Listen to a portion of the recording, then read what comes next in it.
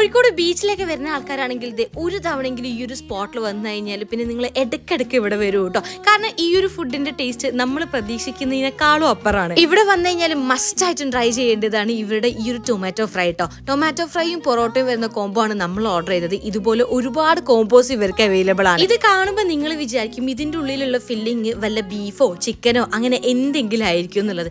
പക്ഷെ ഈ ബീഫും ചിക്കനും കഴിച്ച അതേ സാറ്റിസ്ഫാക്ഷൻ ആണ് ഈ ഒരു വെജ് റെസ്റ്റോറന്റിൽ വന്നിട്ട് ഇവിടെ വെറൈറ്റി ഓഫ് ദോശാസ് കഴിച്ചപ്പോൾ എനിക്ക് കിട്ടിയത്. എല്ലായിടത്തും ഉള്ള പോലെ ഒന്നോ രണ്ടോ ഐറ്റംസ് അല്ല ദോശയിലുള്ളത്, ഒരുപാട് വെറൈറ്റി സാധനങ്ങൾ ഉണ്ട് കേട്ടോ. അതിൽ തന്നെ പനീർ ദോശ, അതുപോലെ തന്നെ മഷ്റൂം ദോശ, ഇത് നമ്മുടെ ഫേവറേറ്റ് ആയിട്ടുണ്ട്. ഇത് മാത്രമല്ല AC ഡൈനിങ്ങിൽ ഇരുന്നിട്ട് ഉച്ചക്ക് നല്ല മീൽസ് കഴിക്കാൻ പറ്റും, അതും വെറും 60 രൂപയ്ക്ക് ഇത്രയധികം ഡിഷസോട് കൂടിയിട്ട്. ഉണ്ടാക്കുന്നതിന്റെ പൊടികളൊക്കെ ഇവിടെ തന്നെ ഉണ്ടാക്കുന്നതാണ്. അതായത് യാതൊരു പ്രിസർവേറ്റീവ്സും ഇല്ല, ഇവിടെ തന്നെ ഉണ്ടാക്കുന്ന മേക്ക് ചെയ്യുന്ന പൊടികളാണ് ഇതിലൊക്കെ യൂസ് ചെയ്യുന്നത് കേട്ടോ. പിന്നെ അതേപോലെ വെജിറ്റബിൾസ്, ഫ്രഷ് ആയിട്ടുള്ള വെജിറ്റബിൾസ് മാത്രമേ ഉപയോഗിക്കുന്നുള്ളൂ.